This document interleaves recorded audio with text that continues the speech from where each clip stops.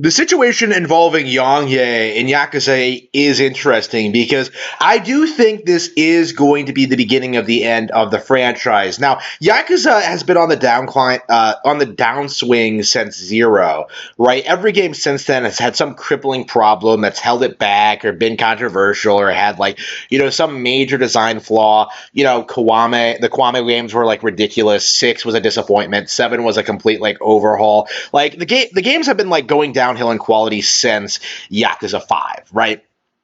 It's just objective reality. Everyone kind of admits it, but because they come out so regularly, because the fan base is so passionate, and because they pretty successfully sold the brand to normies, in 2017 as the one of the must-have PlayStation franchises of that year, right? Yakuza has maintained a very strong following since then, right?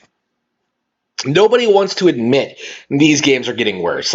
They're going through the same process that Final Fantasy did 10 years ago, right? Where, the 13 games came out and people thought that just wait until the next mainline Final Fantasy. And then, we got 14, which was a disaster, and then 15, which killed the series. And look where we're at now, with 16, which is a complete bomb and nobody cares about it. Yakuza's going down the same path and nobody really wants to admit it. The creator has left the company. Nagoshi has taken his ball and went home after assaulting Puyo Puyo fans and Nintendo players and just everybody under the sun, the executives at Sega. He flipped them the bird and jumped ship, and he's probably never going to produce anything of value ever again. He is the next Kojima, right? It is the exact same thing that happened to Hideo Kojima, someone who thinks they can hack it in the filmmaking industry and think they can completely reinvent the wheel when it comes to game design, who hasn't really been relevant, ever really. The only good game Nagoshi has ever made is the original Super Monkey Ball, right? When it comes to Yakuza, it's always been a hackneyed franchise, kind of propped up by the fact that there's really nothing else like it.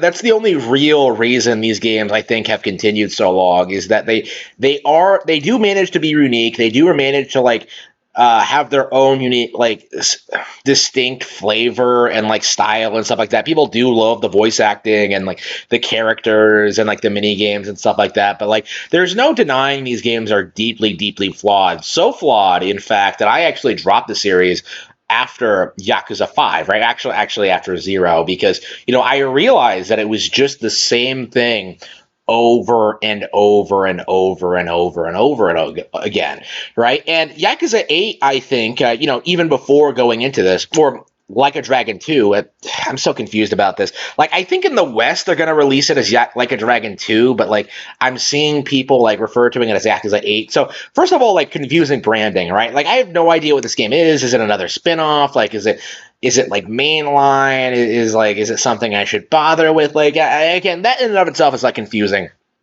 But, secondly, and, I do think this kind of goes into the problem of how, Yakuza refuses to evolve or change over the years, is that they're bringing back Kiryu, right? So forget about the whole Yongye thing. Forget about the English dub. This is goes deeper than that.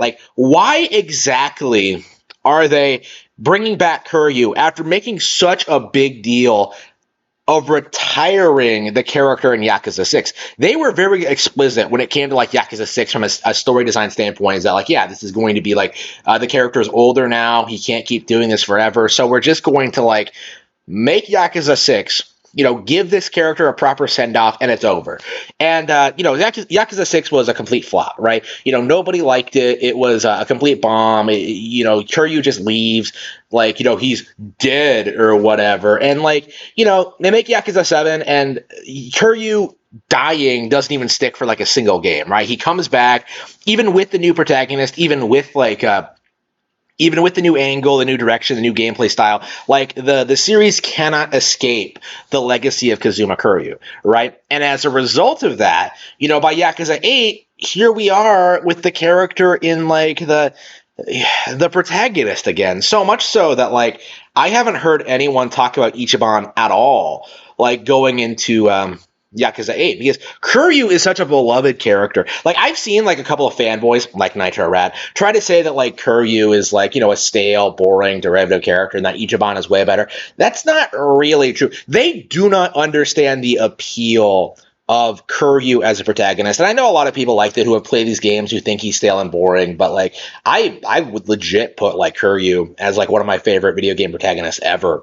In spite of how much I hate these games, or like, what what to like them, because like I do love the character. I do love I do love like his personality and like just the way the story handles the way he handles events in his life. Like, it's so cool and so refreshing and so unique. Like, I love that, right?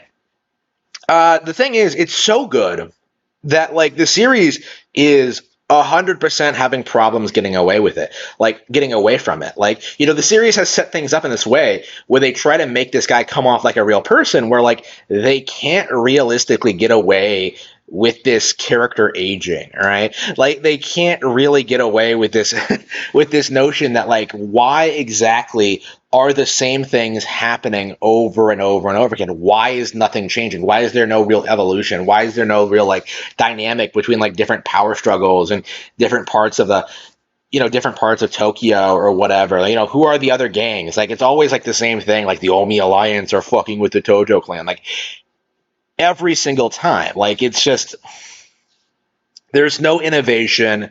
There's no real like flesh out lore or like overarching plot.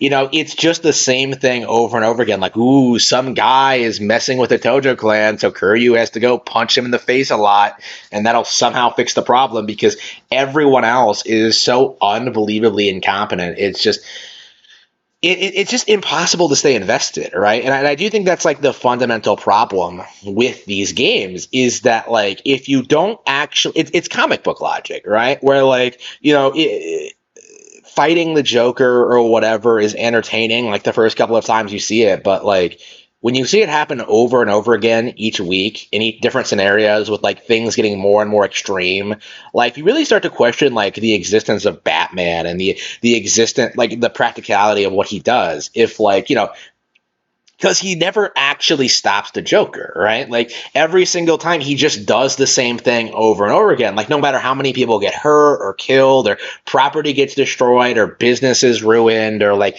conspiracies untangled, it all just comes back to the same thing, where the Joker is back next week and does the same thing again, right? And like, he's not realistically would not be that much of a threat. Like, if the Joker walked down the street right now, you would have like 5 or 6 people just going out with guns and like putting an end to the issue like immediately, right? Realistically, the Joker would never be a threat to the American people, right? Batman is a complete joke because he can't handle such a simple threat, right? It's the same with Kuryu in that sense. Like, why exactly are we going through this farce that he's like some super Yakuza if like he can't maintain order in his organization? Why exactly every game does he retire and then just go somewhere like and let Daigo fuck everything up? Like, why exactly is it the same thing over and over again? Like, it's contrived. Like, it just doesn't make any sense. If you think about it logically, it's just bad. And like, the issue here is that like, I'm sure plenty of people skip Yakuza 7 because Kuryu wasn't in it and because of the gameplay change. Like, they're gonna go, if those people come back for like a Dragon 2, if they come back for Kuryu, like, they're just gonna be like, who the fuck is Ichiban? Like, what's with this turn-based shit? Like, what happened in the last game? Like, again, this is the problem with Yakuza, is that there are so many games, all of them canon, all of them like, having overarching plots and storylines and characters that like, if you don't play them, you're going to feel like you're out of the loop. But if you do play them, you start to realize the patterns and how the stories just fundamentally don't work, especially when it comes to like the wider overarching story, the lore, right? How these characters evolve over time, because they don't evolve, they don't change, like nothing really happens to these characters of any importance. Like, it's gotten to the point where like we legit don't think like characters like Majima or Kuryu will die ever, right? Like, we're 8 games in now. Like, there's no real question that these characters will just continue beating each other up for like eternity with like no real consequences, no evolutions, no change, right? Like, it's just the same thing over and over again. And when you have a plot like that, when you have a story like that, when you have a character like that, why exactly would you ever get invested? And that is a big problem when it comes to a story-driven franchise like Yakuza. If you have a plot like this, eventually the audience is going to get 100% tired of it. And I do believe we are in the very early to mid stages of seeing that happen today.